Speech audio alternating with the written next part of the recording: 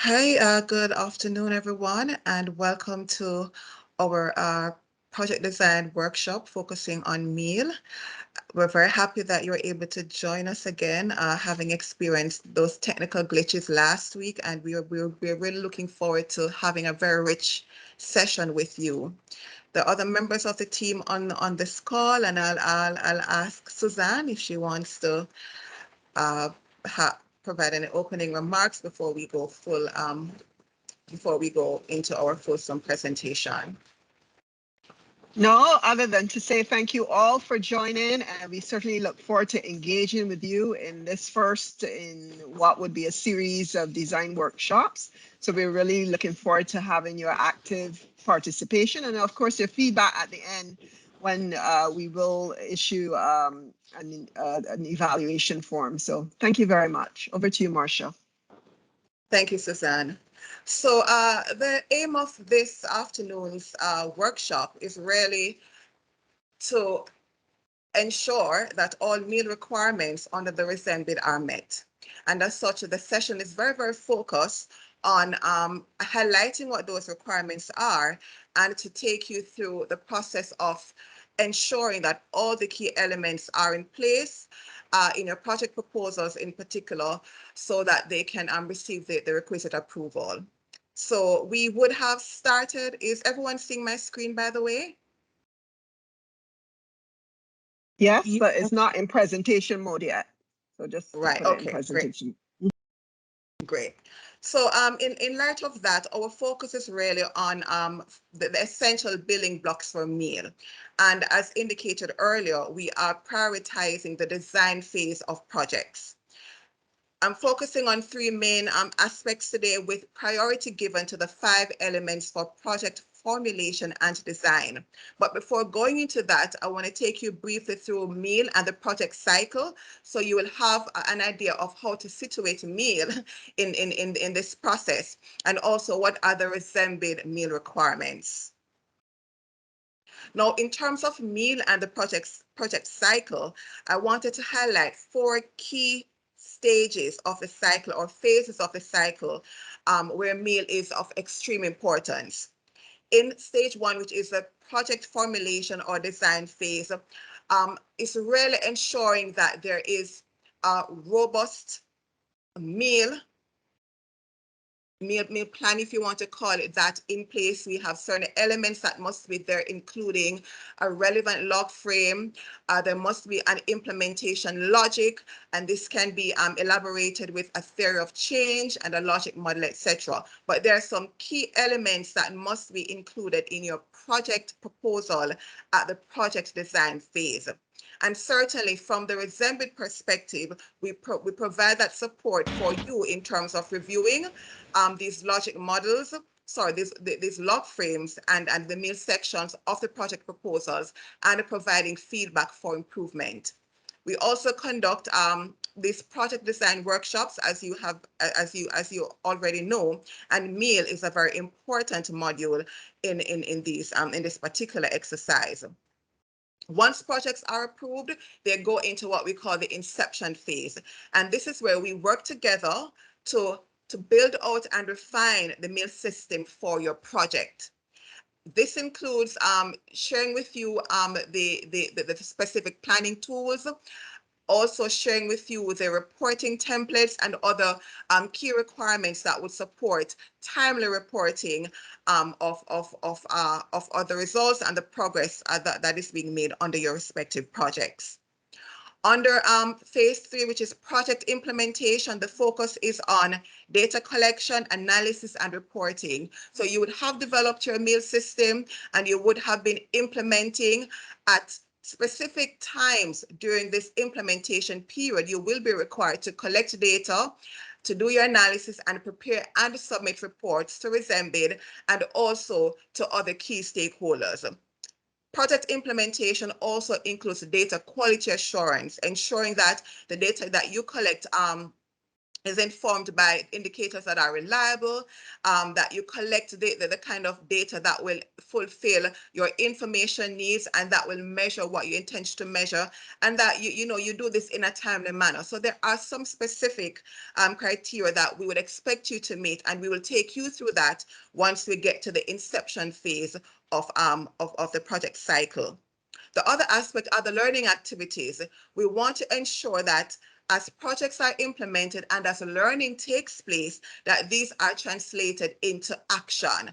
Adaptive management, so that we can improve implementation and improve the prospects of achieving the objectives of these projects. And also ensuring that we have lessons, we derive and curate lessons that can be disseminated amongst our stakeholders so that these projects can be replicated or scaled up, whether within your respective countries or across the region. And finally, at the project closeout phase, this would include project evaluations. And from this, we would be able to identify lessons and organize lesson learning events, which would involve the participation of key stakeholders who may be from the sector that your project is supporting or helping to strengthen, or it can be interventions of a similar nature. But the aim is to ensure that we have a robust learning framework in place and operational so that we can have an impact on the sustainability of the outcomes of the various projects. Now, in terms of the meal requirements, I have divided it into 5 phases. So at the project design phase, we encourage the development of a theory of changes. It is very important for you to establish the results that your projects will be producing from input through activities to outputs to outcome and to impact. That is very, very important so that we can ascertain whether there is a logic, whether there's a logic connecting all of these elements from the beginning to the end. So that this theory of change is very, very, very important, and I will take you through that shortly. We also expect you to have a log frame, and I will also go into detail with that a few slides from now. In the inception phase, as I mentioned earlier, we will be taking you through the process of building out and refining your project meal system. This includes refining the log frame, because as you know, log frames may not be perfect at the project design phase. So once we enter into the inception phase, which is after the project has been approved, we will be working with you to ensure that all the elements of your log frame are in accordance with the meal requirements. We will also be working with you to develop your performance measurement framework, which is really establishing how you will be measuring, monitoring, and reporting on the indicators in the log frame. We also have data collection tools because there are some core indicators that we would expect you to report on, and to ensure that there is a standard across all projects. We want to ensure that all that the data collection tools are being used, and that they're being used to collect the data for those core indicators. We also want to ensure that there is a data flow map in place, and these are elements that we will elaborate on once we get to this phase of the project cycle. In terms of the requirements for the implementation of the meal system, naturally, we would expect you to monitor on an ongoing basis by collecting data, analyzing and reporting on the progress in implementation and whether or not targets are being met as per your project log frame.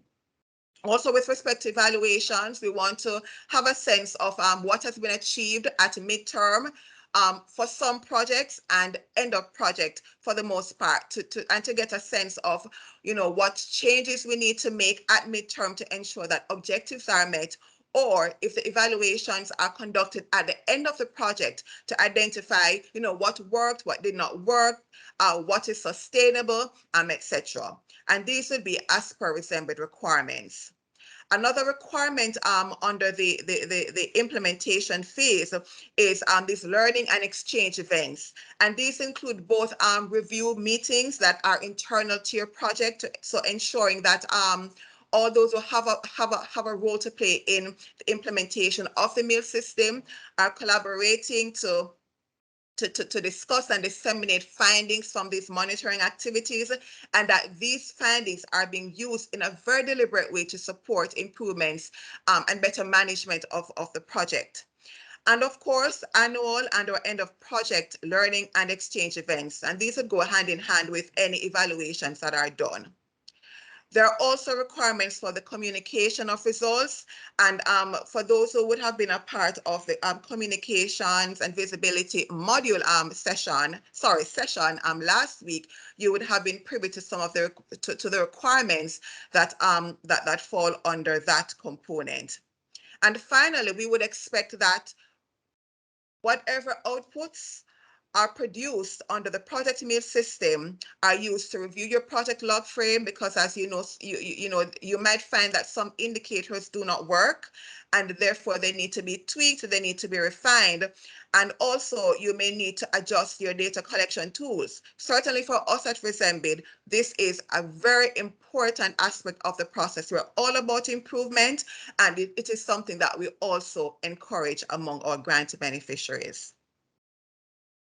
So as mentioned earlier, we are prioritizing the essentials for the meal section of the project proposal for today's session. So the emphasis is really on project formulation and design.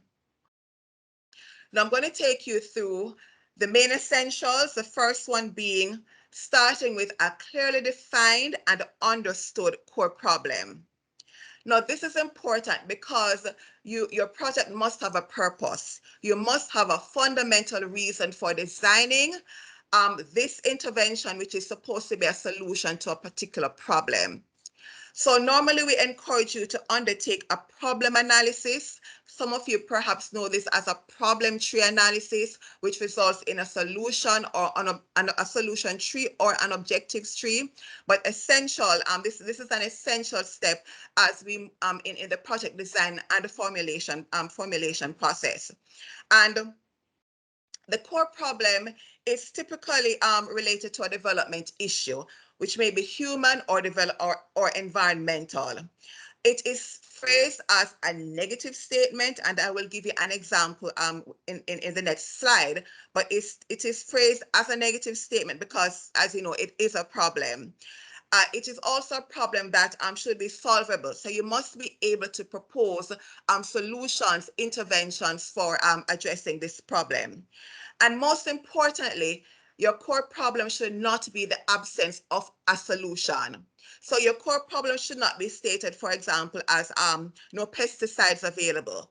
That is not a core problem. That is the absence of a solution. So we encourage you to focus on formulating good problem statements and ensuring that you're able to link this problem to a target group or population or geographic location, and be able to quantify this problem in some way. It's very, very important for you to be able to do that, to establish the extent, the severity, and the magnitude of this problem. So in light of that, here I have an example of a core problem. And an analysis has been done. These are just elements of that problem analysis. And I want you to note that there's a core problem. Below the core problem are what we call the root causes, and above the core problem are what we call the effects. And this is what we call a problem tree. The core problem would be the trunk of the tree, the causes would be the root of this tree, and the effects would be the leaves and the branches of this tree.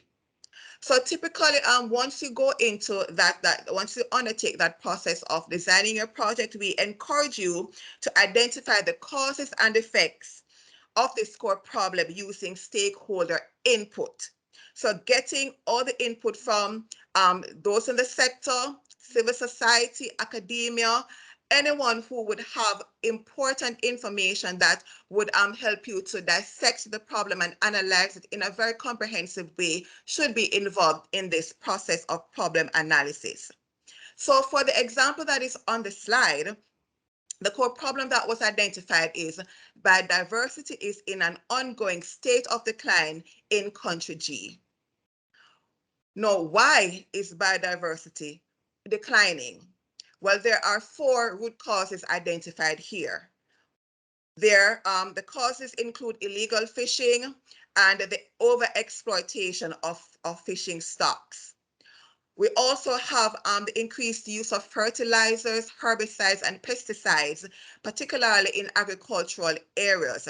And we also have people who are unaware of how to make the best use of agrochemicals.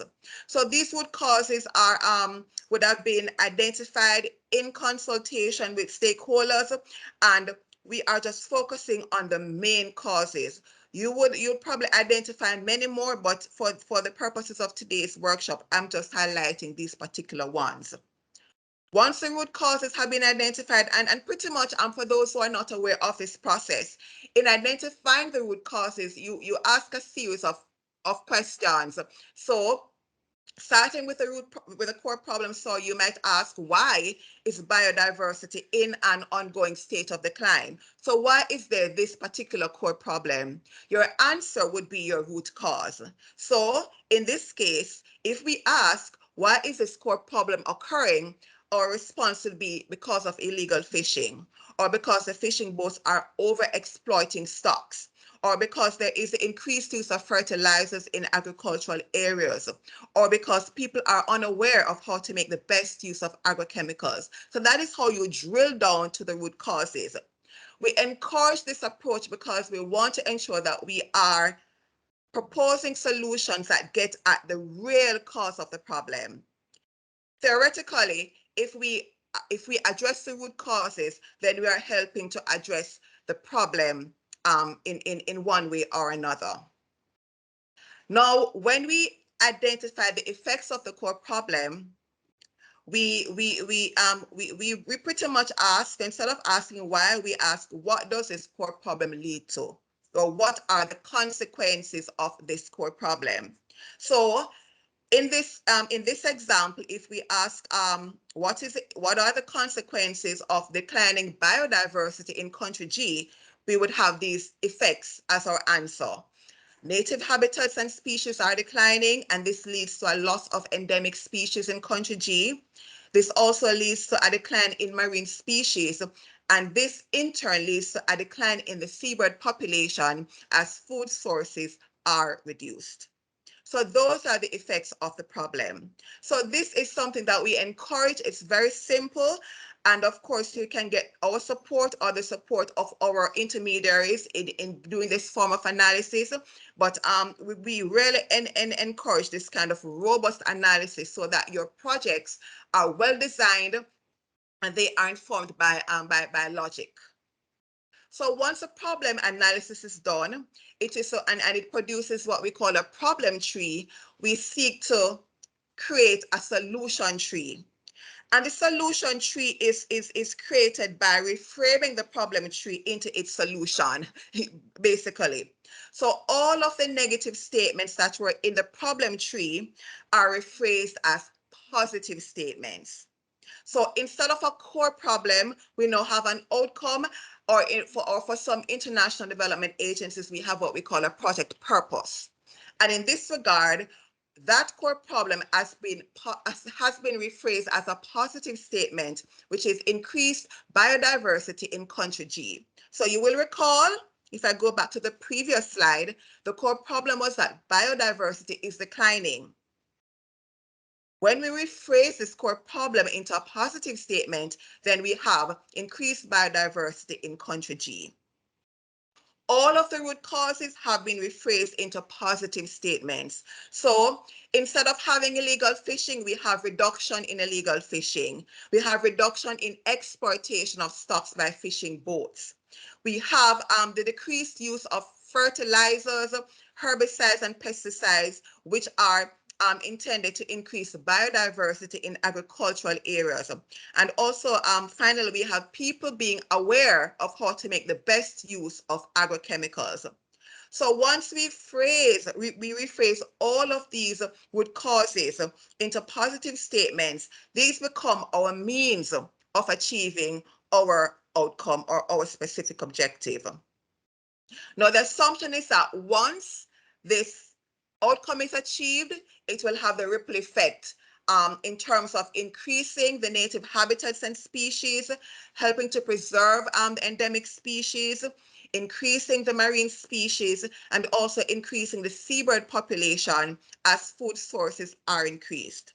So the principle I want you to hold on to here is rephrasing all of the negative statements from the problem tree into positive statements. And this becomes the basis for your theory of change, your logic model, and your log frame.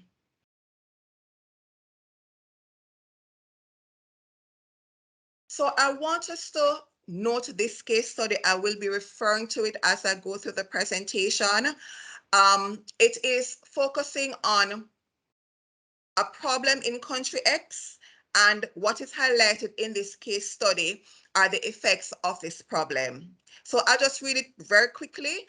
The Ministry of Sustainable Development and Management in country X has recently introduced a policy to promote environmental conservation in the tourism and hospitality industry. A preliminary situational analysis revealed that the rapid growth of hotel resorts in the region has had a negative impact on the environment over the last decade, including A, depletion of energy resources due to high energy consumption, B, increase in water consumption by 30%, C, natural habitat and biodiversity loss and soil erosion as lands are cleared for the construction of hotel resorts. And lastly, generation of tons of solid and liquid waste, which is sometimes discharged into the sea, leading to increased pollution.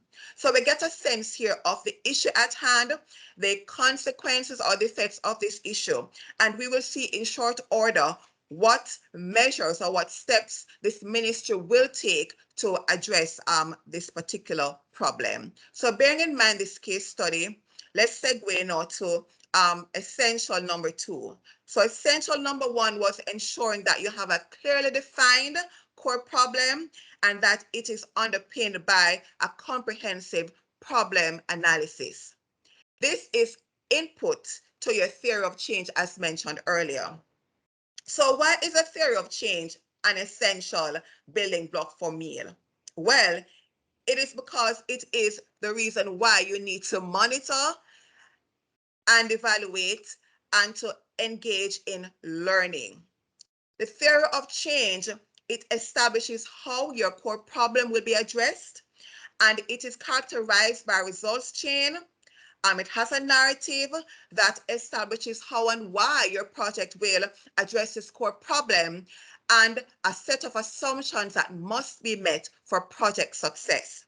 So the theory of change is by and large a narrative, and it is often accompanied by a logic model, which is a visual representation of your theory of change. The theory of change is an essential element of the implementation logic section of the project proposal.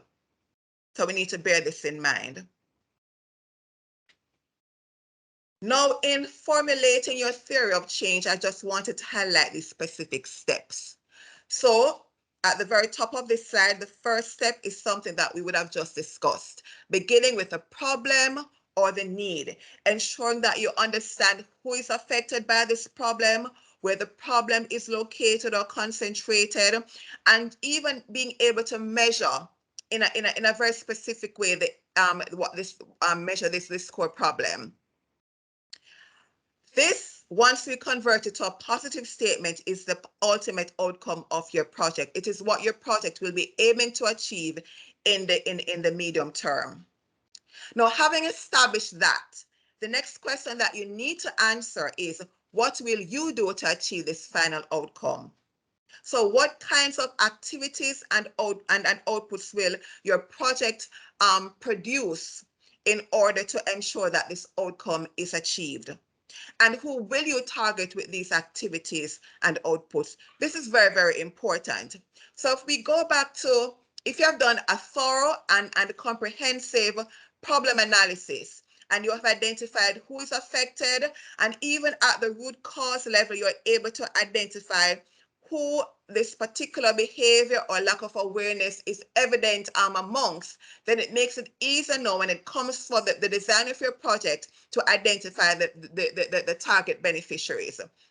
So in the example given earlier, the biodiversity example that I gave earlier, there was one of the root causes had to do with loss of biodiversity in agricultural areas.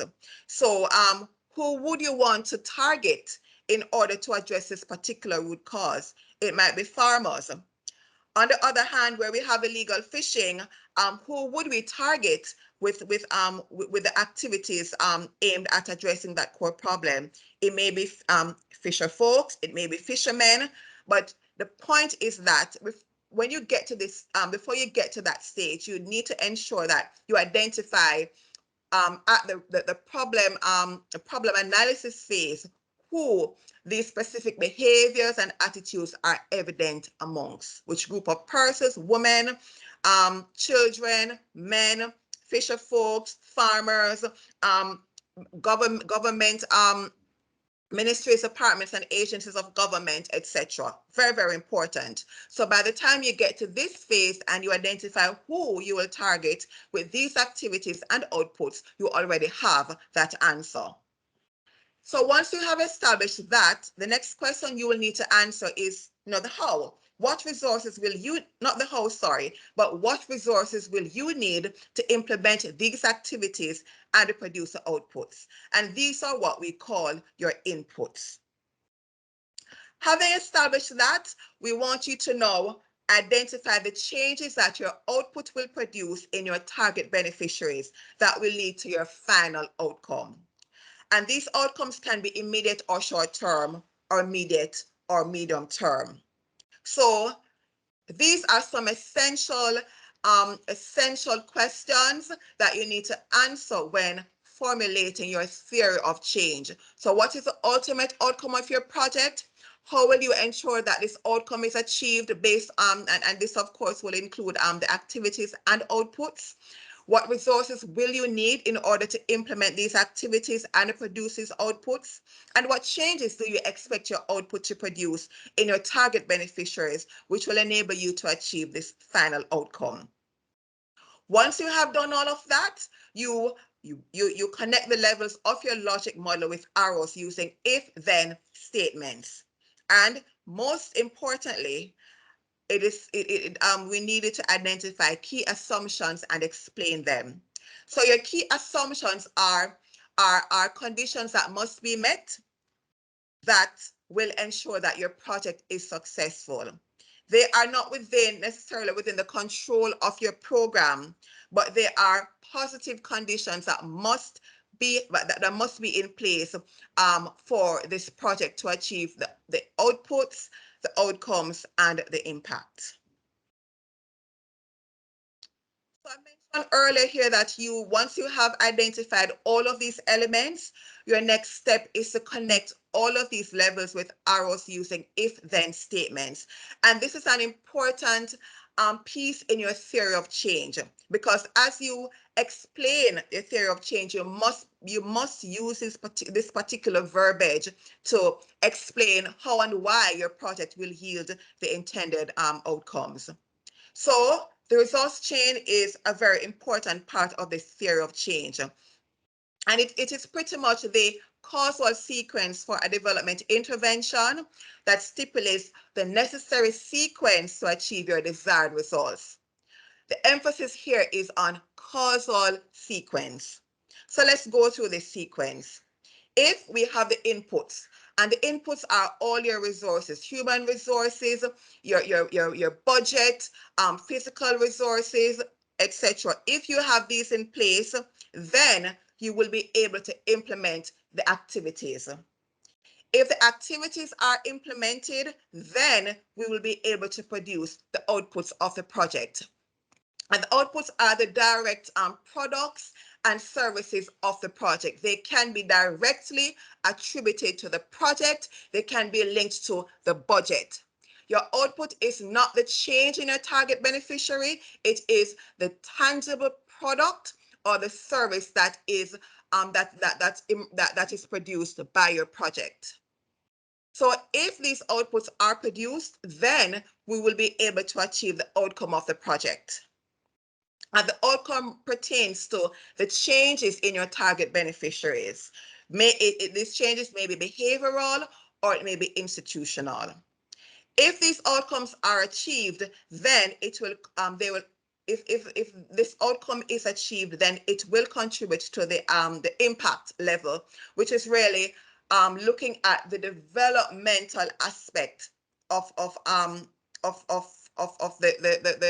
the project, if you want to call it that.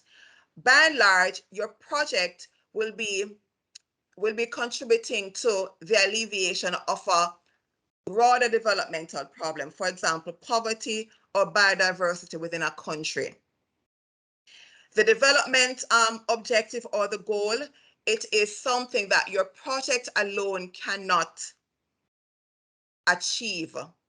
It relies on the efforts and actions of all development actors working within the country or within the sector or whatever the case may be.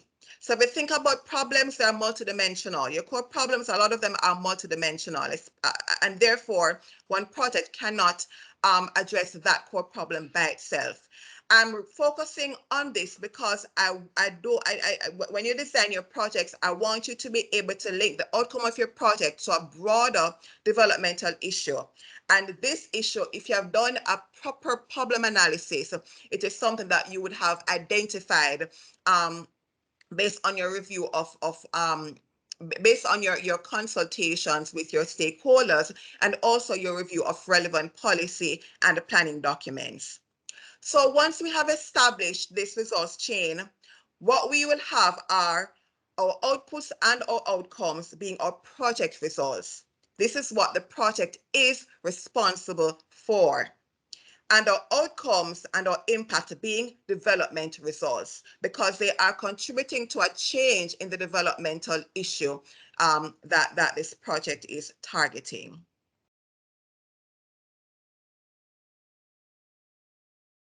So I introduced the case study to you some slides ago. And on this slide, this is the intervention that this ministry has identified.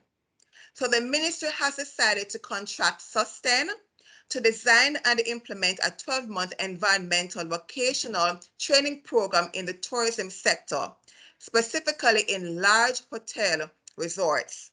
Sustain is an NGO working within the environment management field for over 10 years. Its work focuses on reducing the harmful effects of man-made practices on the environment through education and training for sustainable tourism. The implementation of this environmental vocational training program across the sector will strengthen the capacity of hotel staff to improve environmental conservation practices, ultimately contributing to the preservation of biodiversity. So here we have encapsulated on this in this one slide all the elements of most of the elements of a results chain. And in short order, we'll get into the theory of change that was developed for this project. But importantly, I want you to look at what the objective of this project is and link it to the problem that I introduced when I introduced a few slides ago when this case study was shared with you, was introduced to you. So given all of those issues that were identified, this particular project will seek to strengthen the capacity of hotel staff.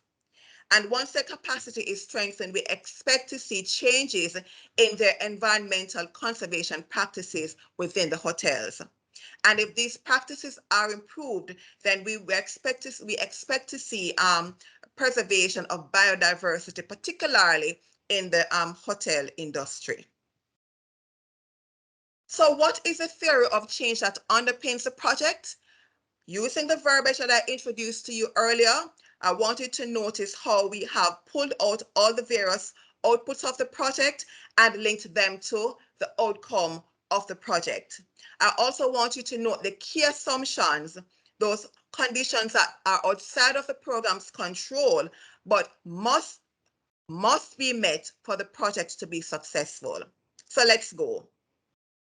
If the project provides on-the-job vocational training in environmental conservation practices to hotel staff in the hotel industry of country X, and if a public education campaign targeting guests and other visitors is implemented in selected hotels, then the hotel industry in country X will benefit from improvements in environmental conservation and efficiency to the wide-scale application or adoption of measures to conserve energy and water and reduce waste. This will ultimately contribute to the preservation of country X's biodiversity. So what I want you to notice is that two outputs have been identified, which are how the outcome will be achieved. The first output is on-the-job vocational training in environmental conservation practices. Who are the beneficiaries of this training? Hotel staff, and they are in country X. The other output is this public education campaign, and this will target guests and other visitors in selected hotels. So these are two ways in which the desired outcome of this project will be achieved through this training and through this public education campaign. And if these outputs are produced, then the hotel industry will see improvements in in practices aimed at conserving in conserving they will benefit from improvements in environmental conservation and efficiency through the adoption of measures to conserve energy and water and reduce waste. Now, the project cannot achieve this outcome by itself. This is where the assumptions come in.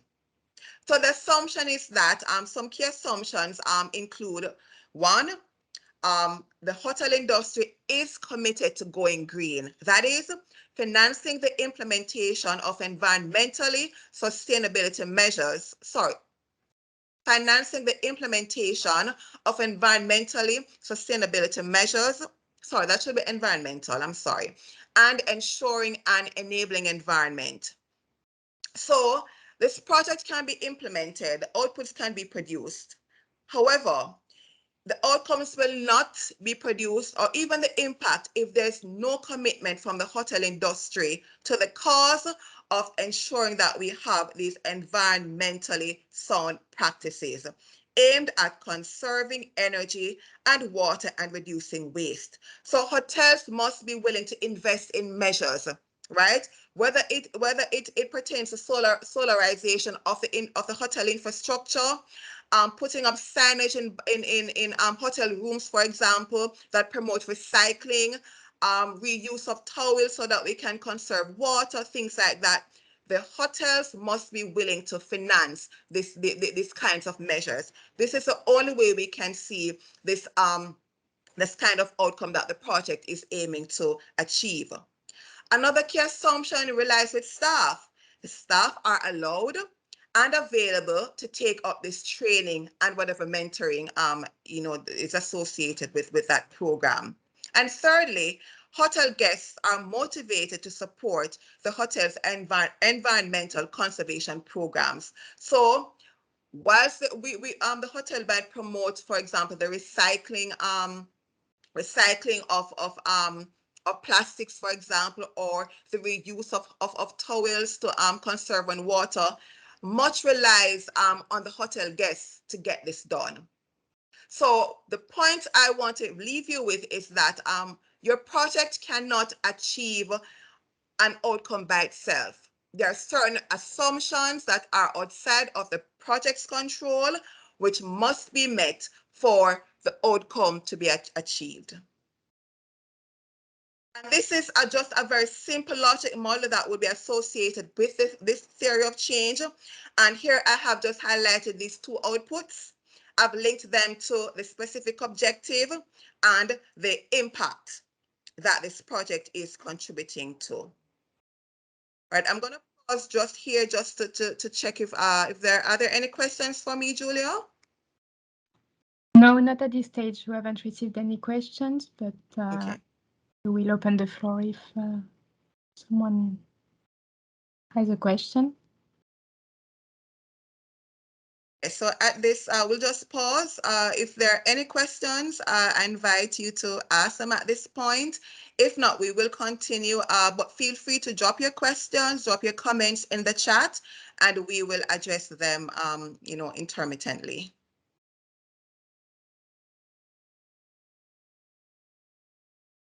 All right, so no questions. Let us continue. Please remember, if you need clarity on anything, if you have any questions, stop me and feel free to ask or to drop that question in the chat.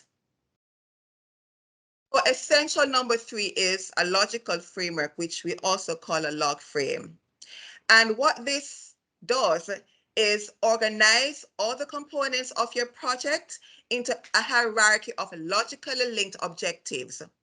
It defines the indicators to track the accomplishment of these objectives. It also specifies the sources or means of verification for each of these indicators, and it considers the external assumptions and risks that affect project success. So some of these elements would have already been elaborated in your theory of change. So you would have already had an idea of the objectives of the project and also the assumptions.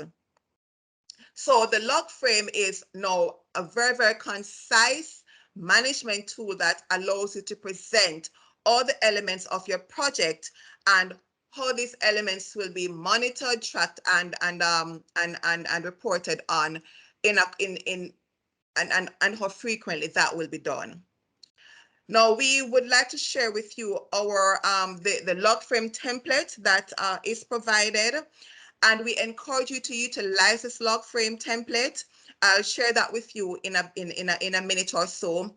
But why we encourage you to use this log frame template is because it has some important prompts that you need to, we encourage you to utilize in crafting your objectives, crafting your indicators, and so on. So once you adhere to these this specific requirement, then you would be adhering to the RESEMBID requirements. So the log frame is included as an annex to the project proposal, but it should be referenced in the relevant sections of the proposal, especially the implementation logic and the key indicator sections of the proposal. So there must be consistency between your indicators, for example, in the log frame and the indicators in the project proposal. Consistency between these two documents is very, very important. We encourage you to develop your log frame first because it becomes the basis. Well, we encourage you to develop your theory of change and your log frame first because that becomes the basis for the design of your project mail system, and we would expect you to describe this in the project proposal, and this will be further elaborated and refined once your project is approved. And RESEMBID, the meal team will of course provide that kind of support. But back to the log frame template. So I'm going to go through the template, and what I want you to note is a definition for each of the critical elements of this framework. So the log frame template has, I'm going to go through just quickly. It has the first level, which is the impact. So if you look to your in the first column of this table, you will see impact and in brackets overall objective. So there is a row for the overall objective. Below that row is another row for your specific objective or the outcome of your project. Below that row is your output. So this is where you will be identifying all of the outputs that your project will be producing. And finally, we have what we call an activity matrix. So those are the main rows in the log frame template.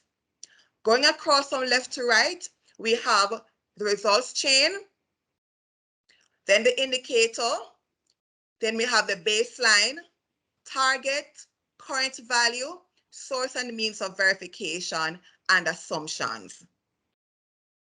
Now, if you have done a proper theory of change and you have your logic model, then the first column is something that you can easily populate. You can easily populate using this information.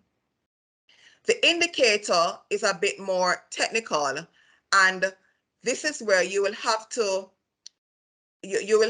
identify specific ways of measuring all the different levels of this log frame, the overall objective, the specific objective, and so on. So let me quickly take you through the definitions here. Once I define these elements, I can just go through the rest of the log frame. So at the impact level, which is the overall objective, you are writing here, you're speaking to the broader long-term change to which the action contributes. And when I say the action, I mean the project, your intervention, the project. So it is looking at the broader long-term change to which your project is contributing at the country, regional, or sector level in the political, social, economic, and environmental global context, which will stem from interventions of all relevant actors and stakeholders. So simply put, this is the development objective. This is a goal. This is a level that your project will make a contribution to, but is not responsible for producing. This is the level that relies on the efforts and actions of relevant actors and stakeholders. So therefore, when you craft the overall objective for your project, you are linking this to a broader development goal. So it could be to contribute to the increased resilience of country G, to natural and recurring to natural disasters, for example, or to the impacts of climate change. When you read or when you listen to that statement, already you can already see that your project will not be able to achieve that goal by itself. It will rely on the efforts of other relevant actors and stakeholders. So please bear this in mind when crafting your overall objective. You will not be responsible for it, but you are expected to establish the fact that your project will be contributing to its achievement. For the next column indicator, here we have defined this for you, and it is a quantitative and or qualitative variable that provides a simple and reliable mean to measure the achievement of the corresponding result. Now, indicators, the crafting of indicators is somewhat problematic for a lot of stakeholders, and that is why we provide the support at this stage and also during the project proposal preparation stage, so that you can get it as right as possible. Now, what we want to emphasize when it comes to indicators is that baselines and targets must be consistent with indicators in terms of the unit of measure. So once you have identified how you will be measuring or what indicator you will be using to measure your objective, you have to identify the value of the indicator before your intervention was introduced, because this is going to be the starting point for monitoring progress towards your target. So based on the definition that is here, your baseline is the value of the indicator prior to the intervention against which progress can be assessed or comparisons made. I want to point out that at the overall objective level, because it's a development objective, ideally we want you to pull this from your partner strategy. Your partner strategy can be it can be a national planning document. It can be in a national planning document. It can be in a policy document. But any national planning document or tool or strategy, will be very useful at this point as a reference for identifying your baseline and your target. And that is why we have mentioned it here. So you do that, and the next column that has to do with current value, you only report on that when it is time for you to report. Bearing in mind, though, that you are not responsible for achieving this target. It is important, however, for you to monitor what is happening as it relates to this objective. Good? So just remember that when you write your indicators, your baseline, target, and current value are linked to your indicator. Secondly, the unit of measure must be consistent. So if your indicator is stated as, for example, percentage as a percentage, then your baseline must also be presented as a percentage. Your target must also be presented as a percentage, and your current value. In addition to stating the baseline value or the target, we also encourage you to state the reference year. So the baseline year would be the year that the baseline data was collected, and the target would be the final date, year, month, etc. That the target is due. The current value is always due once you are submitting a report. Now, the source and means of verification, this refers to the source of data for the indicator. It also includes who and when or how frequently. So who will collect this data and how frequently will this be done. And again, this is ideally drawn from the partner's strategy. Now let's go to the other level. Now this level is not project specific. So this is focusing on the outcome of your project or the specific objective. These are used synonymously in this log frame. And the specific objective refers to the main medium-term effect of your project, focusing on behavioral and institutional changes resulting from the intervention. I want to emphasize this point that it is good practice to have one specific objective. However, for large actions, such as RESEMBID, other short-term outcomes can be included here. However, for the projects, we expect you to have only one specific objective or outcome. For this outcome, you will also have relevant indicators, and I defined that earlier. For that indicator, you should also have a baseline, the target. We looked at current value earlier, the source and means of verification, and assumptions. And these assumptions would have already been elaborated in your theory of change. So you will take over to the log frame the relevant assumptions that are linked to this particular level of the log frame. That is the outcome. Now your outputs, and I emphasized this earlier on an earlier slide, that these are the direct or tangible products, be it infrastructure, goods and services that are delivered or generated by the intervention. I mentioned earlier too that you should be able to link these to your budget. So remember, all of your activities are costed, they have a budget, but they lead to an output. The end result is an output. So that is also one way in which you can distinguish between your outcome and your output. You should be able to link that to your budget. In addition, your output should in principle be linked to corresponding outcomes through clear numbering. And this is only if your project has more than one outcomes. But as mentioned earlier, we are not encouraging you to have more than one outcomes. We expect just one. The definitions for the other elements of this log frame remain the same in terms of indicator, baseline, source and means of verification, etc.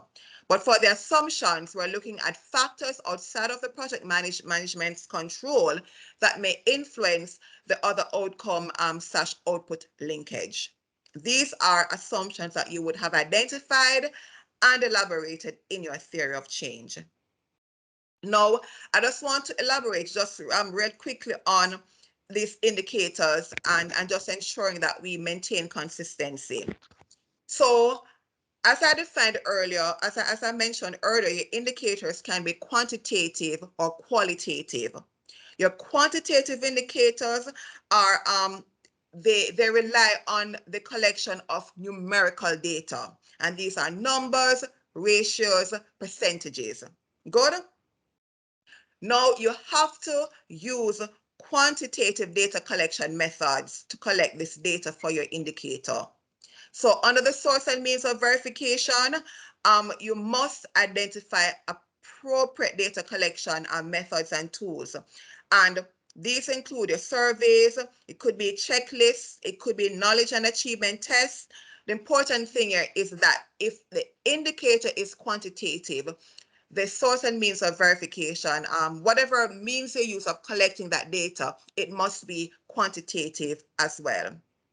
Similarly, for qualitative indicators, these are used to track changes in the attitude, perception, experience of your project beneficiaries using words, stories, pictures, etc. Those rely on qualitative data collection methods as well. And these include interviews, focus group discussions, etc. Now, just to say to you that we also have a meal guidance note. This is a very important resource that we are making available to you, and that will supplement a lot of what I'm presenting today and take you into more details and provide more examples so that you're able to effectively prepare your log frame and achieve some of these requirements that I am mentioning. Now, for your activity matrix, you're asked to identify the key activities. We don't expect a laundry list, just the key activities that are to be carried out to produce the intended outputs. Please remember that your activity should be, in principle, be linked to the corresponding outputs through clear numbering.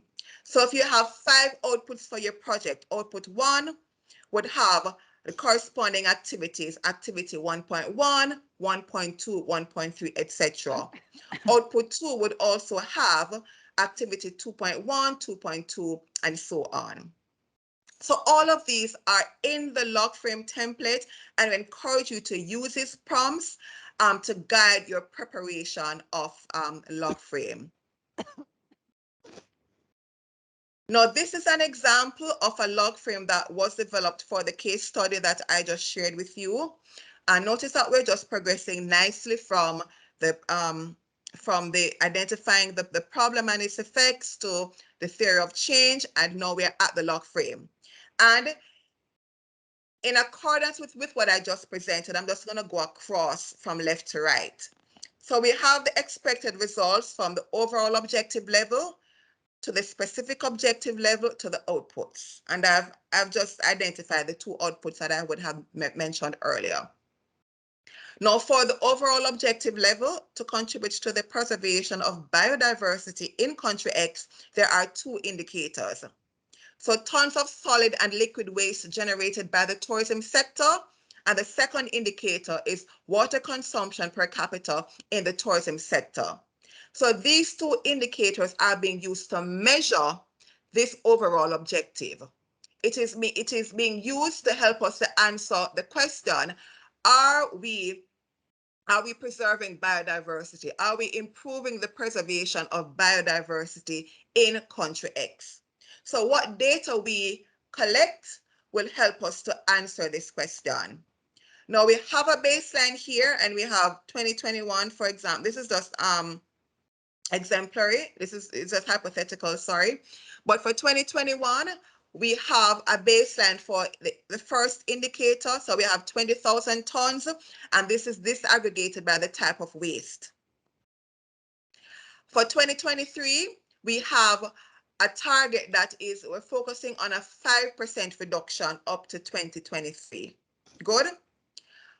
We have a current value, and we also have the source and means of verification. In this respect, we're taking it from a partner strategy, which is the Caribbean Hotel and Tourism Association annual report. For the second indicator, water consumption, there's no baseline value, and therefore we cannot set a target at this stage. However, we do encourage you, if you have instances like this in your projects, that you not only put the TBD in the log frame template, but also include in your project proposal what steps you're going to take to collect the baseline data. So give us a timeline. How soon will you be collecting the baseline data for that indicator? It may be within the next 3 months, the next 6 months, well, hopefully not the next 6 months, but it has to be a priority, because if you don't have that baseline data, it will be difficult for you to set targets, and it will be also difficult for you to track whether or not you are progressing towards the achievement of the objective of the project.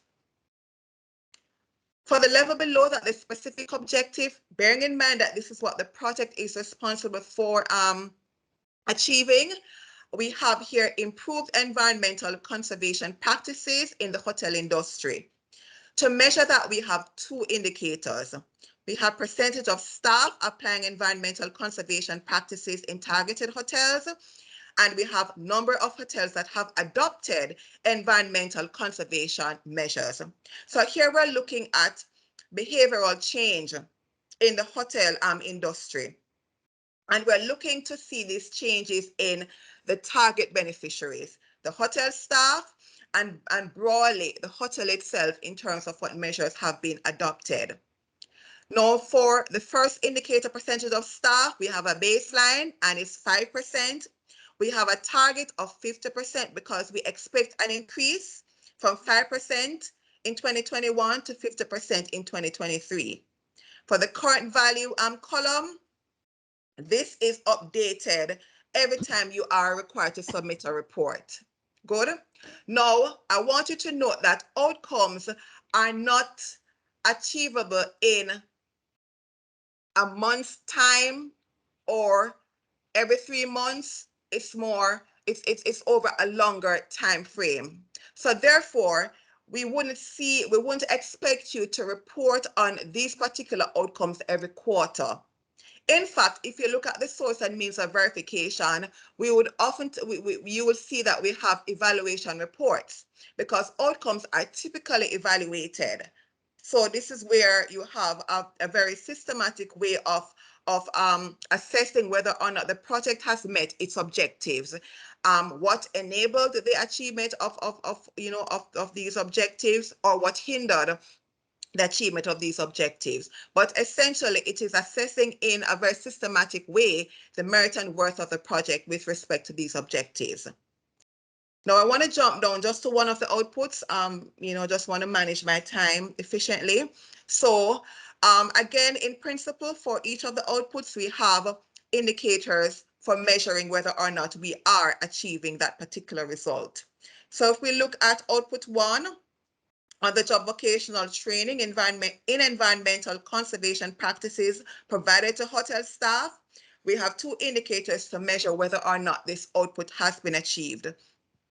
So these are the number of hotel staff trained in environmental conservation methods, and the percentage of hotel staff who are satisfied with the training received. Now you will see from the baseline and target that we have 0. It's an output. We're starting from ground 0. So oftentimes you will find that your outputs will have a baseline value of 0. Your outcomes might be different, because sometimes, like as in the case here, we may have to do some pre-testing to ascertain in this case what percentage of staff are currently applying these conservation practices in the targeted hotels, and then from that we can set our target. So in the case of the output, because these are tangibles that are going to be produced by the project, it is oftentimes 0. We oftentimes have 0 as the baseline value, and from there we set a target. So for the first indicator, we're targeting 100 hotel staff for training in these methods. Now, Outputs are updated or are reported on a more regular basis than outcomes. So we would expect you to report on these for meal on a quarterly basis. So this column that says to be updated in interim and the final reports would have the current value for that reporting period.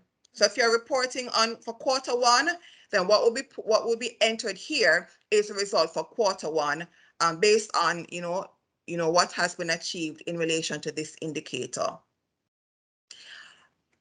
Output 2 has a similar principle. Oh, before I jump to that, I want to also point you to the source and means of verification. So we are tracking the number of hotel staff trained using registers maintained by the training entity and reported at the end of training. We are evaluating the level of satisfaction with the training by administering workshop surveys at the end of the training. This will be done by the training entity. So notice in this column, we have the data collection method or tool, who will be collecting it, and when it will be done. Very, very important for you to have these three elements. And this is linked to the indicator. One final note, once your project has received approval, we will segue into what we call the preparation of a performance measurement framework. So that will elaborate in a more concise way all the interim targets that your project will be pursuing. So what we have in the log frame are your baseline value and your final target in 2023. If this were a 3-year project, for example, in the performance measurement framework, you would identify some interim targets in between the baseline and the final target. So these interim targets can be annual, it can be quarterly, based on the duration of your project. So when we get to that stage, I will, of course, be providing support to take you through the process of preparing that framework. So essential number 4, and this is a very important part of the project proposal, is really the how. How will you monitor progress and measure the performance of your project? Now, colleagues, much of this would have already been established in your log frame. So if you have prepared an excellent log frame, it adheres to the requirements, then all you will be doing is linking all of the various source and means of verification to what is required in this section of the project proposal. So what you'll be required to provide information on in this section is 1, how will each indicator in the log frame be measured? How will each target be tracked? And this includes and the first and 2 bullet points are by no means different. They're actually related, but you're focusing on the data source. So who or what will you go to collect the data for this indicator? The data collection method or tool. What method or tool will you use to collect this data from your data source? How frequently will you collect this data, and who will be responsible for this? And the second bit is, what mechanism will you establish to monitor and report on progress and the performance in the project? So we encourage frequent internal mean review meetings. You can also use steering committees as a mechanism for reporting on progress and for promoting adaptive management within the project based on the outputs of your meal system. You can also share progress and performance reports at team or management meetings. And we also encourage the use of an indicator tracking table that I will also elaborate on once we get to the inception phase of your projects. It is not needed at the project design phase, so no need to worry. So this section is essential when you are, it is essential for you to answer these questions when you are doing the approach or method section of the project proposal. So here I have elaborated a bit more, and I won't go into detail with this, just to highlight, just how you will be utilizing this. This is taking this a bit further beyond the log frame, and it would be an aspect of your performance measurement framework that I mentioned earlier. But for each indicator, you'll notice that there's a data source. So who or what, you will get the data from for the indicator. You have a data collection method. What method will you use to collect the data from your data source? How frequently will this data be collected, whether it's annual, at the end of the project, on a monthly basis, and who will be responsible? It's very good to be specific. Don't just say X unit. Specify a position, whether it's a communication specialist, a training entity, etc. And how frequently will this be reported? You'll notice for the outputs, it's quarterly. And for the outcome, it's once at the end of the project. Good. So this is something that we will not be requiring you to do at the project design phase, but I just wanted you to have an understanding of what would be required for you as next step once your project has been approved. Essential number 4 is accountability for results. So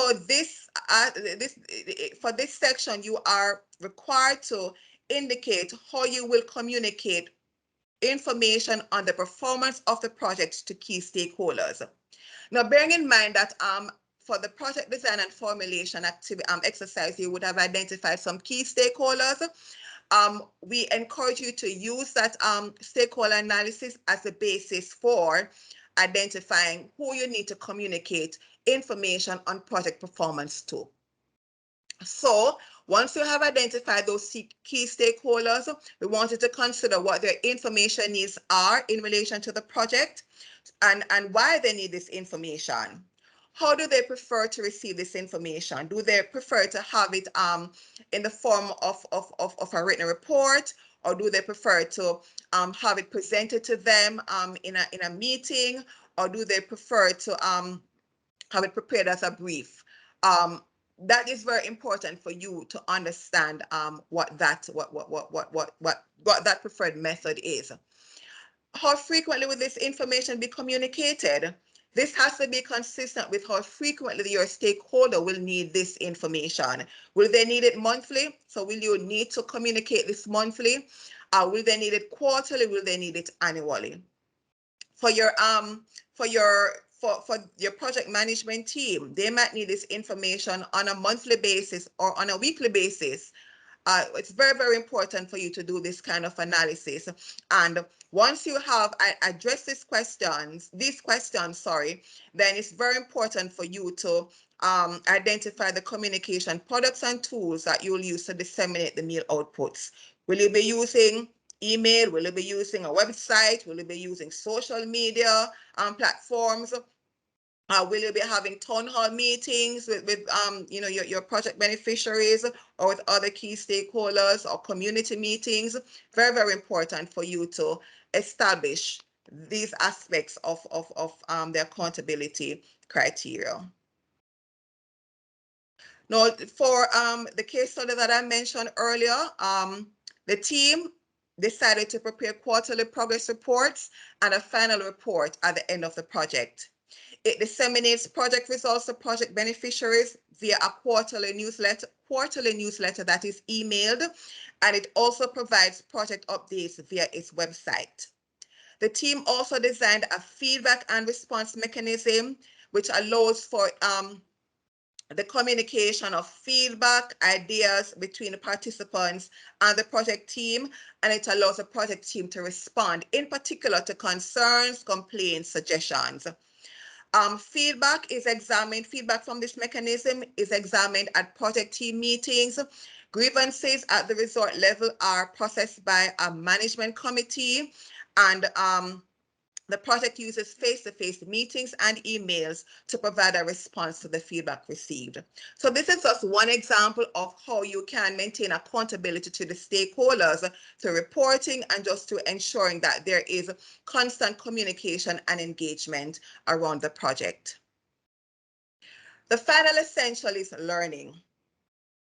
It's meal, monitoring, evaluation, accountability, and learning. And we certainly want to ensure that we engage in learning and we ensure that we can translate this learning into actuals. So you must be able to establish how your project will contribute to learning within the field or within the sector or within the arena of practice or within interventions of a similar nature.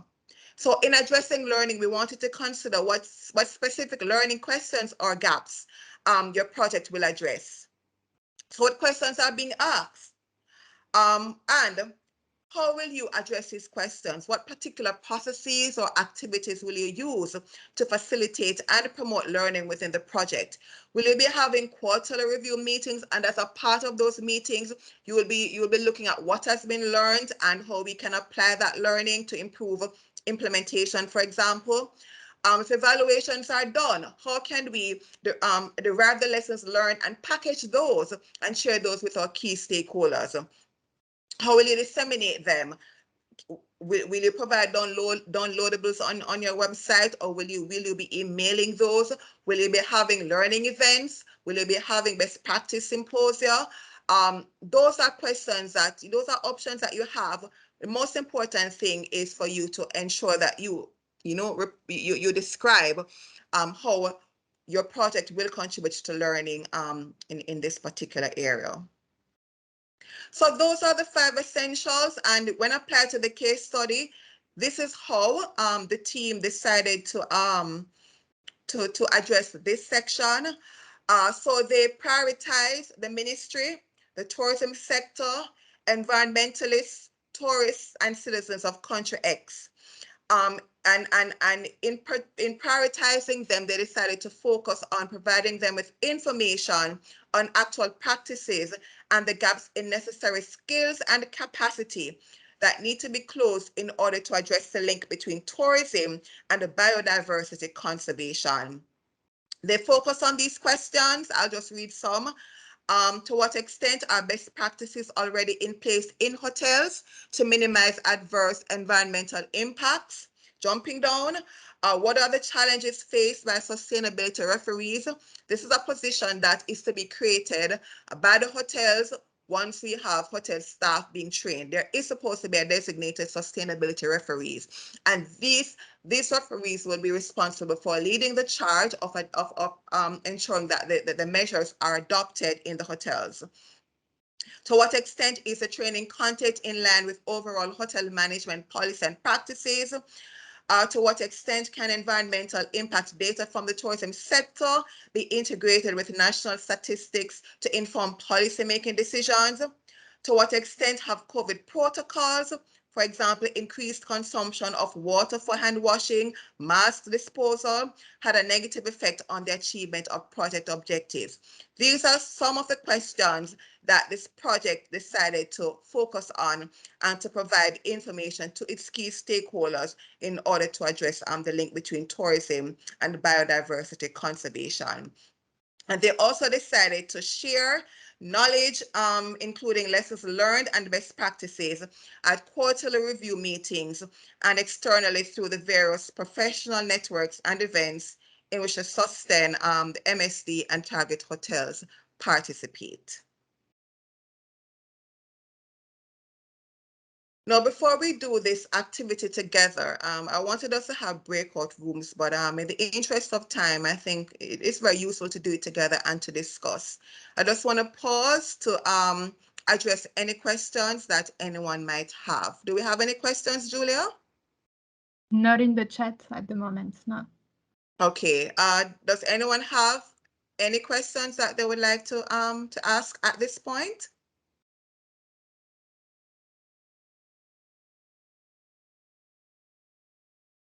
Okay.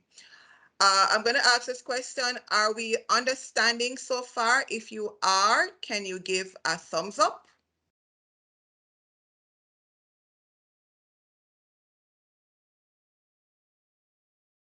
I see 1, 2. Okay, I see 2 raised hands. Okay, it's 4. Okay, please go ahead. I, I, I won't try to pronounce your name. Is this okay? I saw some hands raised. Is it that you had a question to ask, or are you indicating that you are following and you're understanding? Please feel free to open your mics and to speak to me.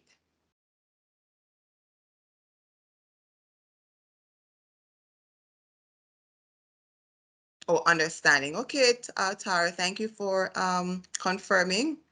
All right, so let's see how well you're understanding. We're going to segue into an activity. We're going to do it together, and I'm asking you to participate as best as possible. All right, so let's get back. All right, so for this activity, I want you to consider the following scenario before we complete this activity. So we're going back to that solution tree that I shared earlier that focused on increased biodiversity in country G. We had, addressing this through the following means: reduction in illegal fishing, reduction in exploitation of stocks by fishing boats, decreased use of fertilizers, herbicides, and pesticides, which will lead to a decrease. Oh, I'm sorry, there was a typo here. This should be decreased use of fertilizers, increased biodiversity in agricultural areas. And lastly, people are aware of how to make the best use of agrochemicals. So these are the means by which this outcome will be achieved.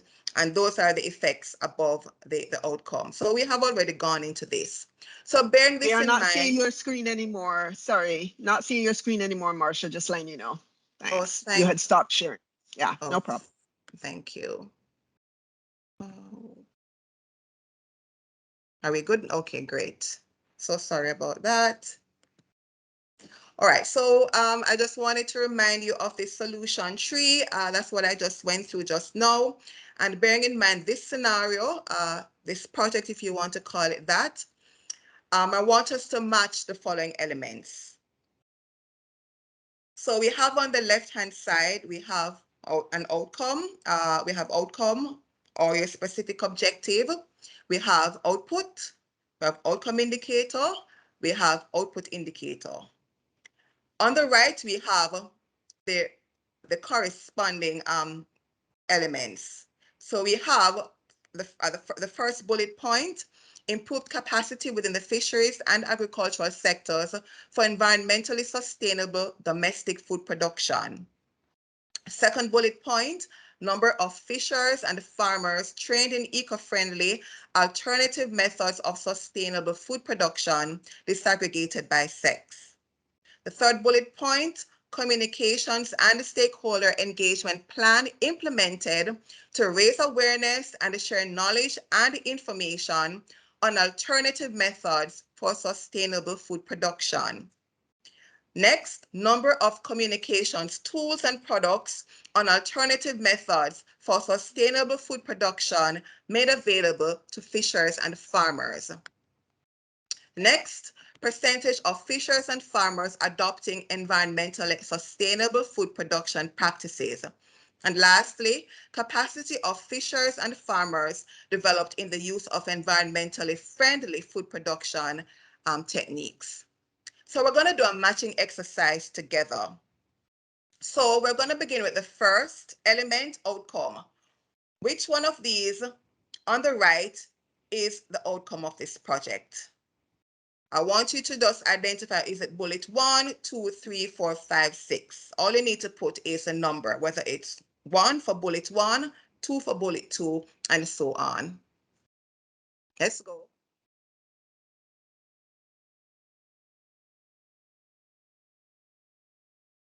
Please drop it in the chat.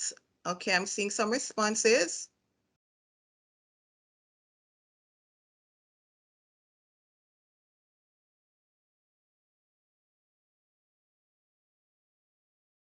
Okay, I'm seeing, yes, most persons, all persons who have responded so far have indicated 1. Does anyone on this call disagree? Is there anyone in disagreement?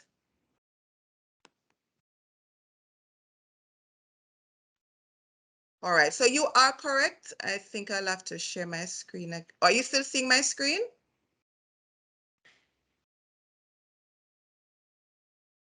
Yes, we're seeing it, Marsha. Okay, all right, thank you. All right, so you are correct. The first one, improved capacity, is the outcome, because it is reflecting a change in the target beneficiary or in the sector in this case. All right, let's go to the output. Now there are more than one outputs listed here. Can you tell me which ones are outputs? Again, using the same method, whether it's bullets 2, 3, 4, etc.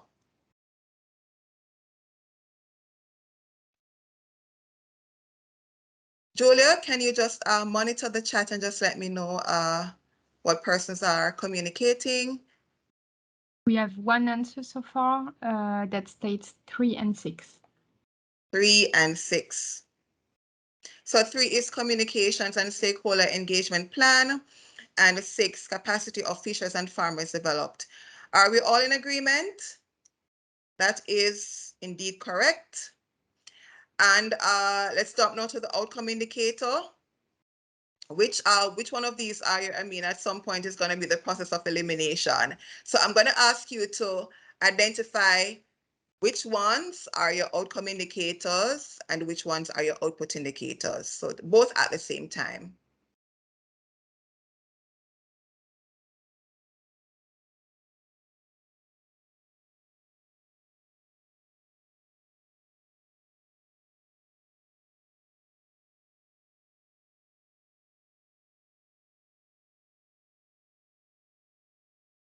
How are we, Julia?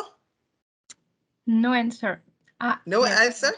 Yes, we're having one. 5 is outcome, 2. No, sorry, 5 is outcome, 2 and 4 are output.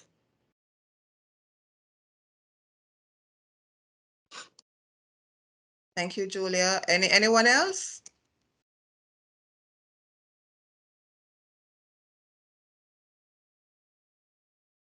No, no other answer. Okay. Well, for those who responded, excellent job. You responded correctly, with respect to all 4 elements. So just to recap, improved capacity within the fisheries and agricultural sectors is indeed the outcome. The outputs are the communications and the stakeholder engagement plan to raise awareness, etc. And the capacity of fishers and farmers developed in the use of these techniques. The outcome indicator, again, remember, we're measuring change, would be percentage of fishers and farmers adopting environmentally sustainable food production practices. And the output would be number of fishers and farmers trained in eco-friendly alternative methods of sustainable food production, disaggregated by sex. So excellent job. I'm very happy that you were able to successfully answer that.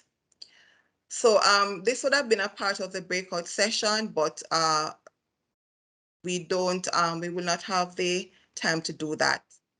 No, stop here and open the floor for any questions, any comments. This is your time to interact with us so that we can ensure you are all ready to prepare this section of your proposal documents. For some, it might be a concept note, and also to develop your logical frameworks.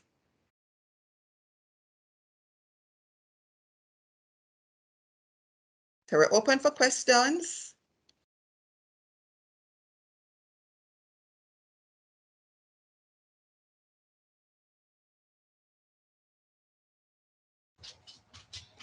Yes, good afternoon. Good afternoon. Thank you for a lovely presentation. It was very informative. I've got a question over all 3 of the presentations as a whole, and I don't know whether you can help me or not. We have links to the videos. However, for the first and second videos, it wants us to log into Office 365 in order to view the videos, and we're not able to do that because we don't have a Office 365 account. Is there some other way to view the videos so that we can review them, please?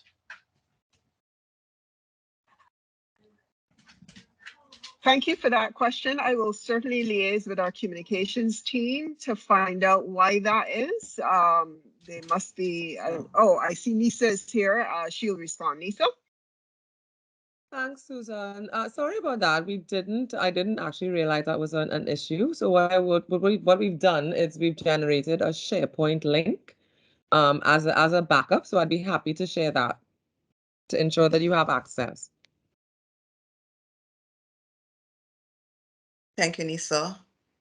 Excellent. Thank you. You'll share that link in the chat, please, or another way. Yes, I'm going to share it in the chat. Yes, thank you so much. You're most welcome. All right, are there any other questions on the log frame, the meal section of the proposal document? So should I take it that this was a successful session and that everyone is clear on what is required of you and you're all ready to move full speed ahead with the preparation of these important documents? If you please give a thumbs up or raise your hand.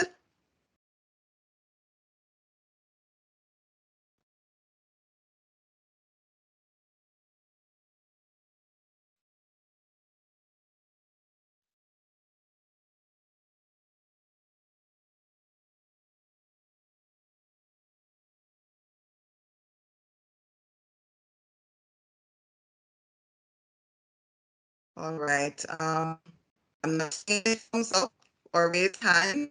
I'm not sure what's happening. I'm not sure what's happening here. I need to make sure that you all are okay.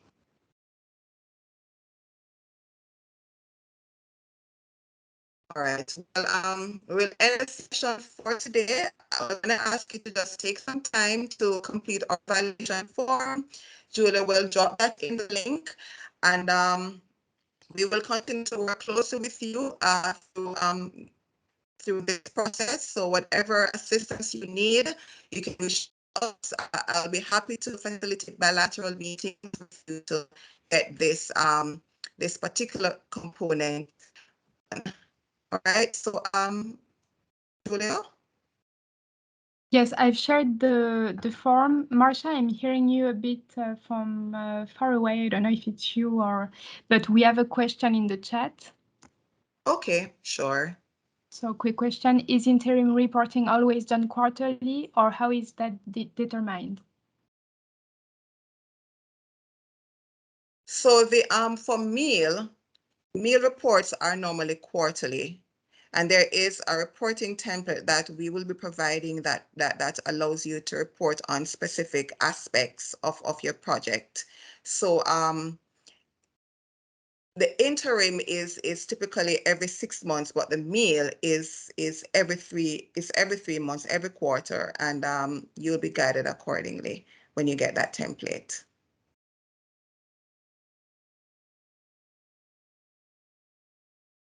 All right, I hope I've addressed that question. You're welcome, Tony. All right, so please, before you go, Julia has shared the link to the evaluation form in the chat. Please complete that before you go so we can have your feedback so we can improve future project design workshops.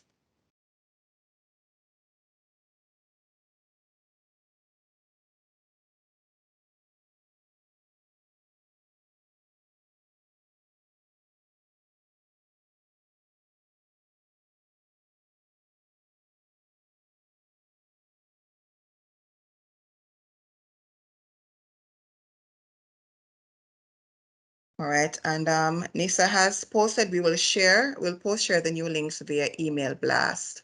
All right, so so thank you for coming on this afternoon. Again, we apologize for last week's technical glitch, but I hope today was an informative session. Your silence could mean, well, I would expect that if you were not clear, you would have indicated just as much. But I'm happy to see that some of you found the session informative, and we look forward to working with you within the weeks, days, months ahead towards preparing excellent proposals and concept notes. So that is it from me. Thank you, and please enjoy the rest of your afternoon. Please remember, do the evaluation. Okay, bye-bye.